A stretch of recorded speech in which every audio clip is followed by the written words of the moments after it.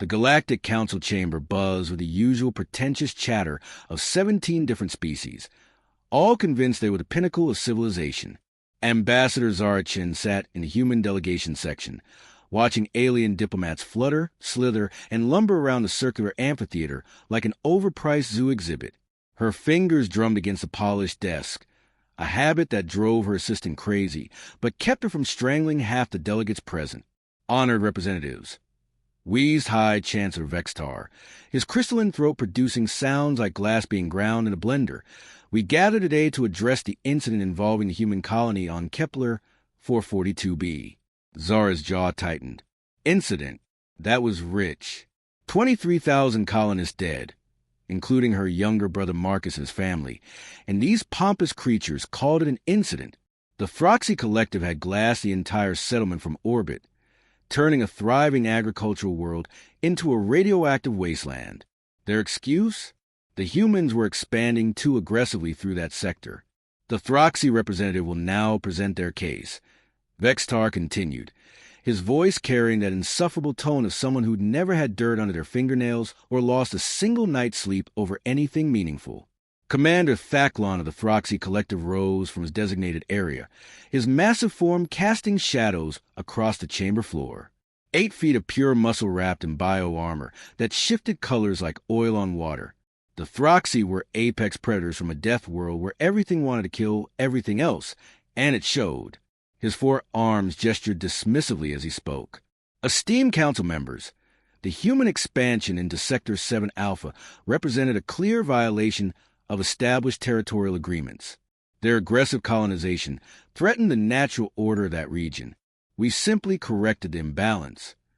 Zara felt her hands curl into fists. Corrected the imbalance. 23,000 people vaporized, including children playing in schoolyards and families sharing dinner, and this monster called a correction. Furthermore, Thak'lon continued, his mandibles clicking with what passed for amusement among the species, the human military response was disappointing. Their fleet retreated after losing merely 3 vessels. Hardly the behavior of a species worth fearing. Nervous laughter rippled through the chamber. The Keth delegation's translator made wet slurping sounds. The Vorthan representative's tentacles writhed in what anthropologists had identified as their version of mild amusement. Even the normally stoic Zenari swayed their crystalline heads in what might have been agreement. Zara stood slowly, her chair scraping against the floor in the sudden silence. Every alien eye, sensor, and optical organ focused on her as she moved toward the central speaking platform. Her heels clicked against the polished stone with military precision, each step echoing through the vast chamber. Ambassador Chen, Vextar's voice carried a warning tone. This is highly irregular. The human delegation was not scheduled to respond until tomorrow's session. Oh, I think they need to hear this now, Zara said, her voice carrying that particular edge that made smart people take a step back. See, there's something about humans that you've all missed. Something important.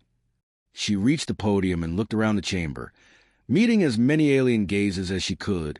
Her smile was the kind that made experienced negotiators nervous. You think we're weak because our fleet retreated. You think we're cowards because we didn't immediately glass your homeworld in response. You made a fundamental error in understanding what humanity actually is. The chamber erupted in chittering, clicking, and various alien sounds of derision. Thak'lon's mandibles spread wide in what his species considered laughter. The little human wishes to threaten us, he rumbled, his voice carrying undertones that made the translator crackle. Your species barely controlled fire when we were conquering star systems. Oh, we're not threatening anyone, Zara replied, her tone conversational. We're explaining. You see, there's this concept in human warfare called war crimes. Would you like to know what those are? The laughter died down slightly. Several delegates leaned forward with what might have been curiosity. War crimes, Zara continued, beginning to pace the platform, are things so horrible, so beyond the boundaries of acceptable conflict, that we made them illegal even during war. Even when we're trying to kill each other, there are lines we don't cross. Thak'lon's 4 arms crossed dismissively. Primitive concepts from a primitive species. There are no rules in survival. Exactly. Zara's voice cracked like a whip. That's where you've made your mistake. You see, the reason our fleet retreated wasn't cowardice. It was protocol. We have these things called the Geneva Conventions, the Hague Conventions, the laws of armed conflict. They exist because humans discover we're really, really good at finding new ways to hurt each other. She stopped pacing and faced Thak'lon directly. When you killed 23,000 civilians from orbit, you didn't just attack us. You committed what we classify as genocide. And genocide, Commander, falls outside our rules of engagement. The silence in the chamber was profound. Translators hummed quietly as various species processed her words. You mentioned our disappointing military response. Zara continued, her voice dropping to barely above a whisper. Our fleet didn't retreat because they were afraid. They retreated because their commanding officer needed to make a phone call. She pulled out her personal communicator, an innocuous device that looked like nothing more than a simple tablet. With deliberate slowness, she activated the holographic display, showing the official seal of the Terran Defense Force. Admiral Sarah Mitchell, commanding officer of the Third Fleet, contacted Strategic Command, asked a very simple question. Has the Throxy Collective's action against Kepler, 442b, moved them outside the protection of interstellar law? The display shifted, showing a document that made several delegates recoil. The heading read, Classification Change, Throxy Collective, from protected sapient species to hostile combatant forces. The answer came back yesterday, Zara said, her smile returning. It was yes. Thak'lon's bio-armor shifted to deep red, a sign of agitation among his people. You cannot threaten the collective. We are a founding member of this council. Threaten? Zara laughed. The sound sharp enough to cut glass. Commander, you still don't understand. This isn't a threat. This is a notification. She gestured toward the chamber's main viewing screen, which suddenly flickered to life, showing the outer system of Throxy Prime. The massive planet hung in space like a jewel, its 3 defensive platforms clearly visible as bright dots around it. Right now, the Fifth Fleet is positioned at the edge of your home system. 47 ships, including our newest dreadnought, the HDDS Retribution. Admiral Jackson is a patient man, but he lost his nephew on Kepler 442b. He's been waiting for this call. The screen shifted, showing close-up views of human warships that dwarfed anything the Throxy had in their arsenal. Sleek predators of metal and plasma, bristling with weapons that made their ships look like toys. Here's what's going to happen, Zara continued, her voice taking on the tone of someone reading a grocery list. In approximately 6 hours, Admiral Jackson is going to do to your 3 homeworlds exactly what you did to our colony. Every military installation, every governmental facility, every single building that could potentially house military personnel. Gone. Thak'lon was on his feet, all 4 arms spread wide. The Council will never permit such an action.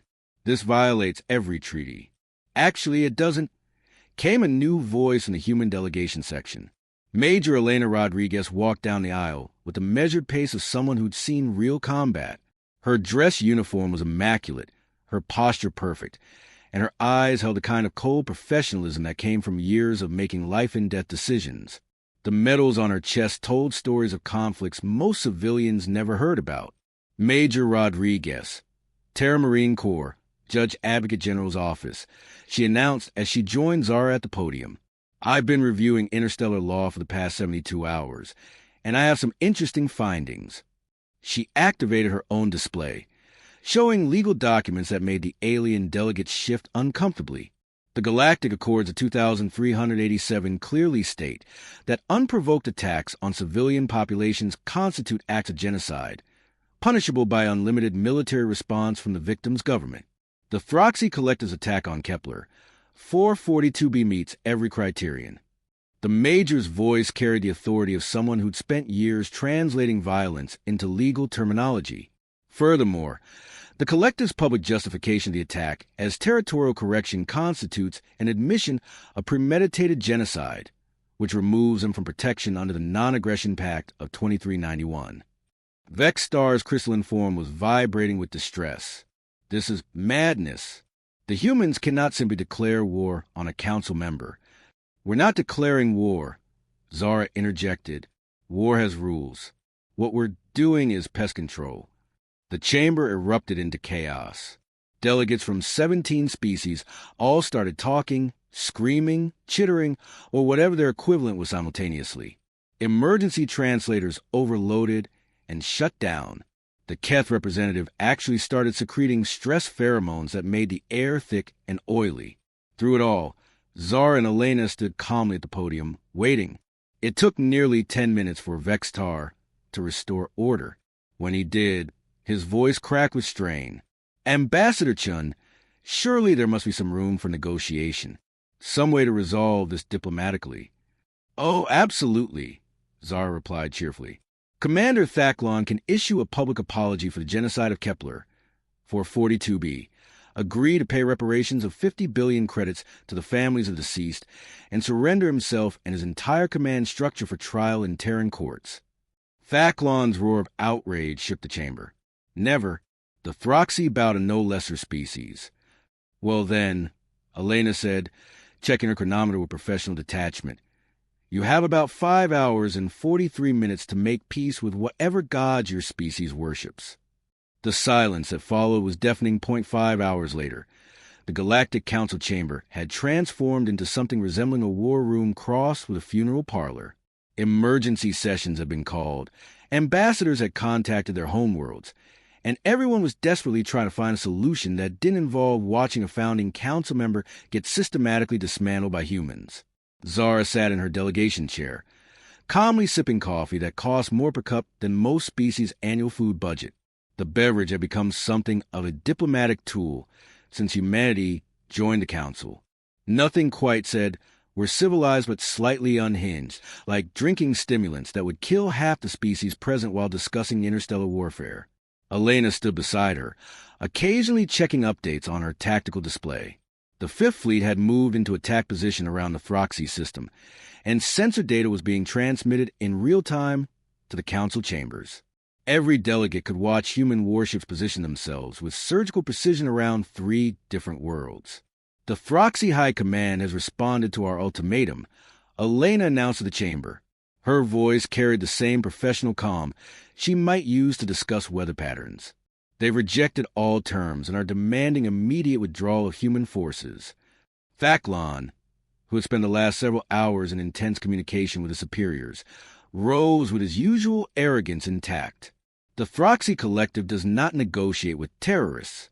Your threats are empty bluffs from a species too weak to follow through. Zara nearly choked on her coffee. Terrorists?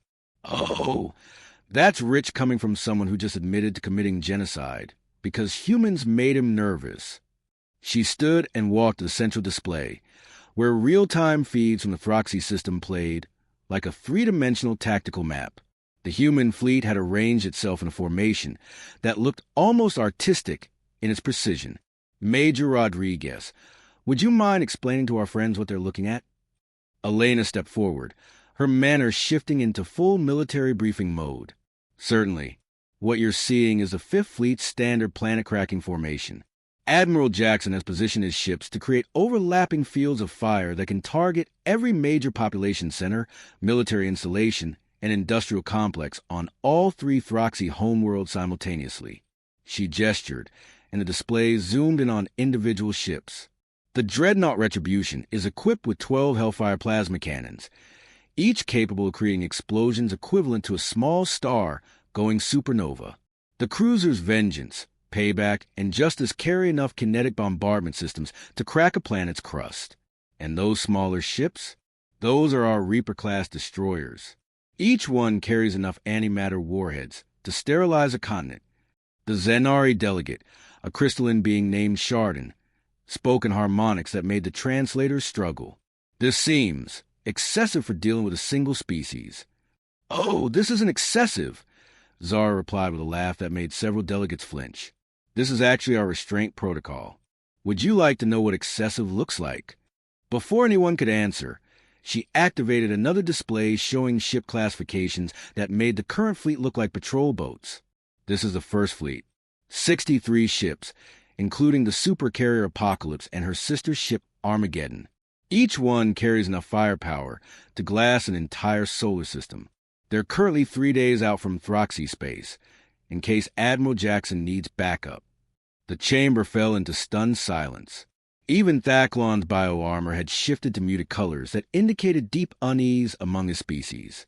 You see, there's something about human psychology that you've all missed, Zara continued, beginning to pace again.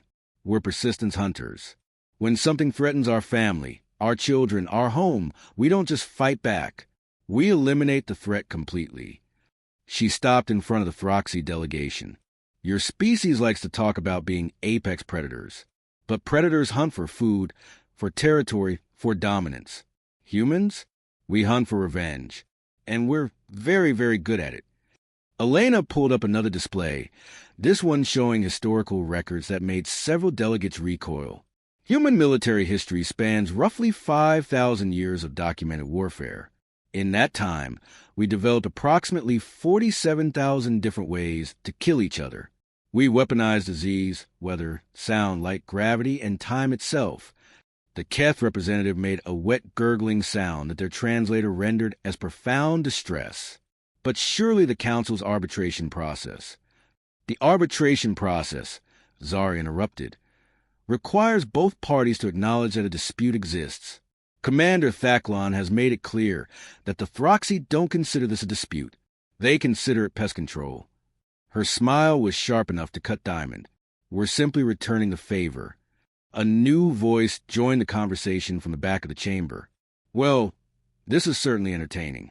Every head turned to see a figure that most delegates recognized, but few had ever seen in person. Captain Rex Morgan, officially listed as a military attaché, but everyone knew he was Terran intelligence. Tall, lean, with the kind of face that suggested he'd seen things that would give normal people nightmares for years.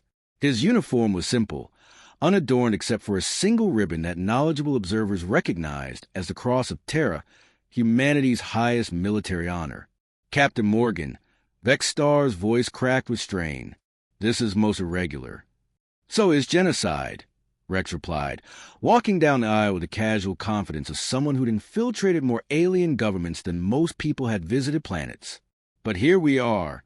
He joined Zara and Elena at the podium, his presence somehow making the chamber feel smaller and more dangerous. I've been listening to this discussion with great interest, he continued, his voice carrying the kind of quiet authority that made smart people pay attention. And I think there's been a fundamental misunderstanding about humanity's position in this matter.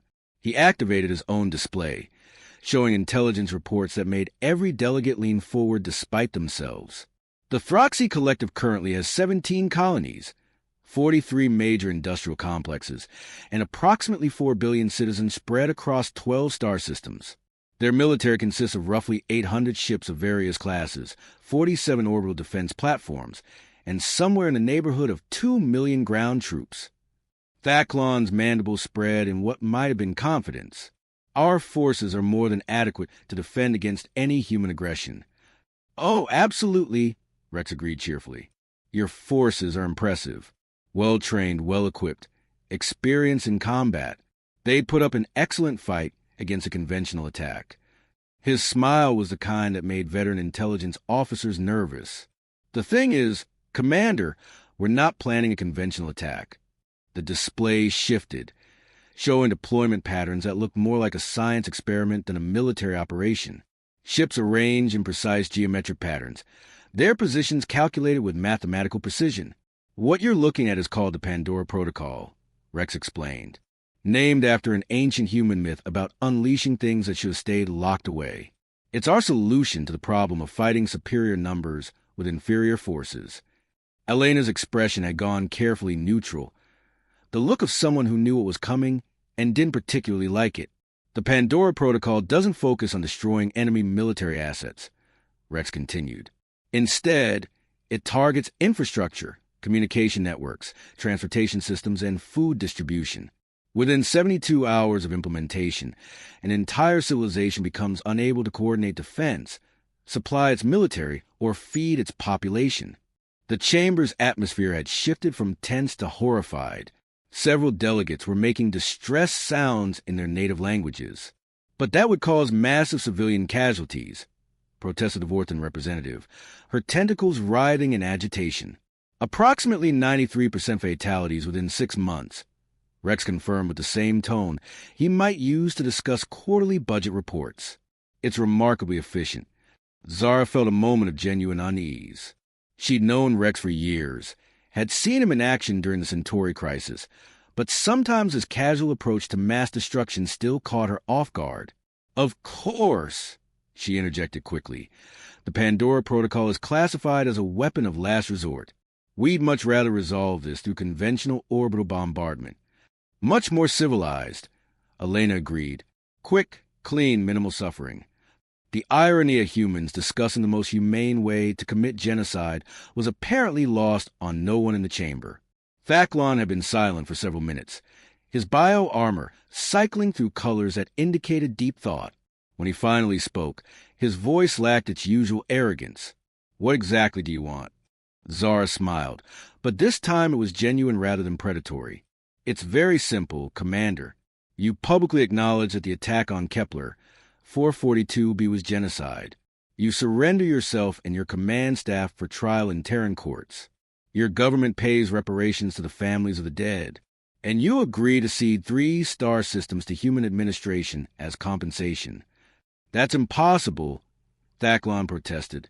The Collective would never agree to such terms. Then I guess you'd better convince them, Rex said pleasantly. Because in about 37 minutes, Admiral Jackson is going to receive a very simple message. Execute Pandora Protocol. Authorization Omega-77. He checked his chronometer with professional detachment. After that, it becomes a matter of mathematics. For billion Throxy citizens, 93% fatality rate, 6 months duration. The numbers are quite straightforward. The silence that followed was profound. Every delegate in the chamber was calculating the same equation, and none of them liked the result. Finally, Vextar spoke, his crystalline voice barely above a whisper. Is there truly no room for negotiation? Zara looked around the chamber, meeting alien gazes that held everything from horror to fascination to grudging respect. High Chancellor, 23,000 humans died on Kepler 442b because Commander Thak'lon decided we were too aggressive in our expansion. Children burned to death in their schools. Families were vaporized while eating dinner. Elderly people died screaming as their retirement homes were turned to glass. Her voice carried the weight of genuine grief, the pain of someone who'd lost people she loved. Those people had names. They had dreams, fears, favorite foods, inside jokes with their friends. They were real, living, breathing human beings with hopes for the future and memories of the past. She turned to face Thak'lon directly. And you killed them because you were annoyed by our presence. Not threatened. Not attacked. Annoyed. The Throxy commander's bio-armor had shifted to deep purple, indicating shame or regret among his species. So no, High Chancellor, there's no room for negotiation. There's justice, or there's the Pandora Protocol. Those are the only options remaining. Elena's communicator chimed softly. Admiral Jackson is requesting final confirmation of orders. Rex nodded toward Zara. Your call, Ambassador. Zara looked around the chamber one final time, seeing the faces of 17 different species, all waiting for her decision. Some looked horrified, others fascinated. A few seemed genuinely sympathetic to humanity's position. Commander Thak'lon, she said quietly, you have 60 seconds to convince me that your people are worth saving. The chamber held its breath as the most feared predator species in known space struggled to find words that might save their civilization from a species they consider harmless just hours before. The chronometer ticked down with mechanical precision, marking the seconds until 4 billion beings learned what humans meant when they talked about the price of crossing a line that should never be crossed. In the end, it wasn't mercy that stayed humanity's hand. It was a simple recognition that some lessons are more valuable than revenge, and sometimes the best way to win a war is to make sure it never happens again. But that's a story for another day. The timer reached 0, and Zara made her choice.